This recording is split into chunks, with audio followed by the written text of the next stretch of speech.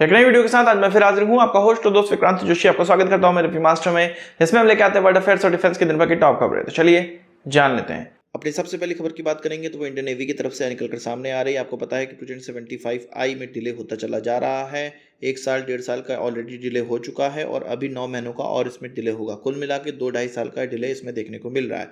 तो Indian navy अब इस चीज़ को प्रपोज कर रही है कि ओरिजिनल इक्विपमेंट मैन्युफैक्चरर से हम लीज पर सबमरीन ले सकते हैं, कन्वेंशनल सबमरीन ले सकते हैं, क्योंकि इस तरह का ऑफर जर्मनी की तरफ से दिया जा रहा है। थाइसन ग्रुप का जो टाइप 214 सबमरीन है, जो कि उन्होंने प्रपोज भी किया हुआ है, 2000 टन डिस्प्लेसमेंट वाला ये डीजल इलेक्ट्रिक सबमरीन भारत को लीज पर मिल सकता है। जर्मनी के जो डिफेंस मिनिस्टर हैं, उनकी भारत यात्रा होने वाली है 1 हफ्ते के अंदर, और वो हमारे डिफेंस मिनिस्टर से बात करेंगे।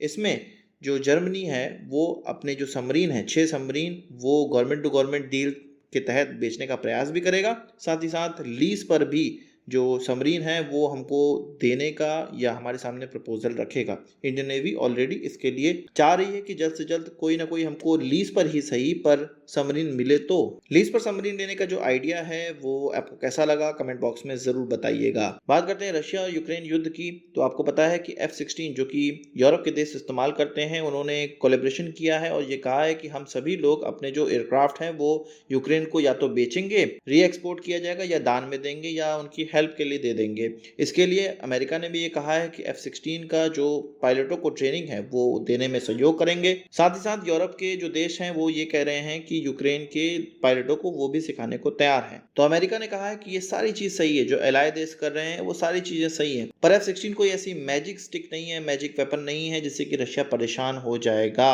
उनका कहने का मतलब यह है कि रशिया का जवाब इसके खिलाफ मौजूद है और वो आसानी से इसको निस्तनाबूद कर सकते हैं। अमेरिका का ये कहना है कि ये जो हथियार है वो एक महंगा ऑप्शन है और इस महंगे ऑप्शन के साथ साथ एयर डिफेंस सिस्टम भी होना चाहिए। उनका ये कहना था, मतलब अमेरिका का ये कहना है, उनके डिफेंस डिपार्टमेंट का ये कहना है कि यदि ये एयरक्राफ्ट रशिया के खिलाफ इस्तेमाल किए जाएंगे विदाउट एयर डिफेंस सिस्टम तो ये कुछ भी कारगर नहीं होंगे और रशिया इनको तुरंत मारकर गिरा देगा। जब हमारे F-16 एयरक्राफ्ट रशिया के खिलाफ जाएंगे तो उनके एयर डिफेंस सिस्टम लगे होंगे, पर जब रशियन एयरक्राफ्ट हमारे F-16 के खिलाफ आएंगे तो हमारा कोई भी एयर डिफेंस सिस्टम नहीं होगा और बैटल स्पेस को सिक्योर करने का जो काम एयर डिफेंस सिस्टम का होता है वो हमारे पास नहीं है। इसलिए ये जो एयरक्राफ्ट हैं वो महंगे तो पड़ेंगे ही, साथ साथ कारगर भी नहीं साबित होंगे। अमेरिका को इस साफ पता है कि पाकिस्तान में जो हुआ, भारत के MiG-21 ने जो F-16 को मार कर गिराया, वो इसी कारण मार के गिरा पाया था क्योंकि पाकिस्तान का कोई भी एयर डिफेंस सिस्टम था नहीं, या था भी तो काम नहीं कर रहा था।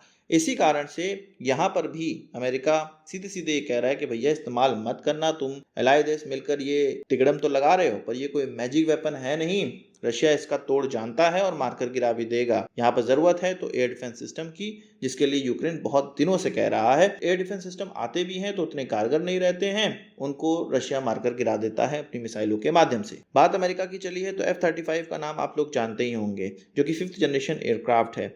ये कहा जा रहा है, पेंटागन की एक रिपोर्ट में निकल कर आया है कि लगभग $85 मिलियन के जो कंपोनेंट है इसके वो नदारत हैं, गायब हैं, उसका कोई भी डिटेल मिल नहीं रहा है, वो लॉस्ट हो चुके हैं, डैमेज हो चुके हैं, डिस्ट्रॉय हो चुके हैं, कुछ नहीं पता चल रहा है। ये मेनली हुआ इसलिए है क्योंकि जो इसके सब कॉन्ट्रैक्टर हैं, जहाँ जहाँ पे ये डिप्लॉय हैं, एजेंसी के वेयर हाउस हैं, एजेंसी का वेयर हाउस मतलब लॉकहीड मार्टिन का जो वेयर हाउस है वहाँ से गायब हुए हैं।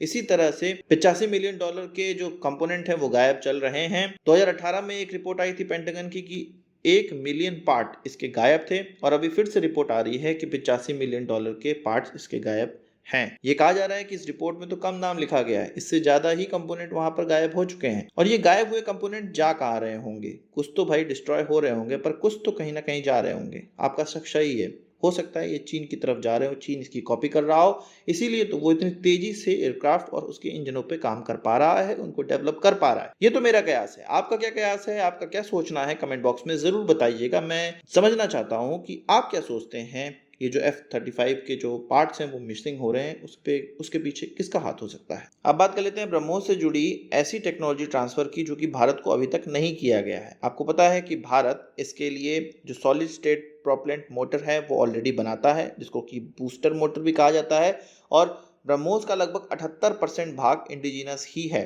पर इसमें एक महत्वपूर्ण भाग जिसको कि रैमजेट सस्टेनर मोटर कहा जाता है उसका लोकली प्रोडक्शन नहीं होता है। रशिया में जो युद्ध चल रहा है उसके तहत भारत की कंपनी ब्रह्मोस एरोस्पेस रशिया से अपने काउंटर पार्ट से ये कह रही है कि इसका टेक्नोलॉजी ट्रांसफर जल्द से जल्द किया जाए, जो कि उनको होना भी स्टार्ट हो गया है।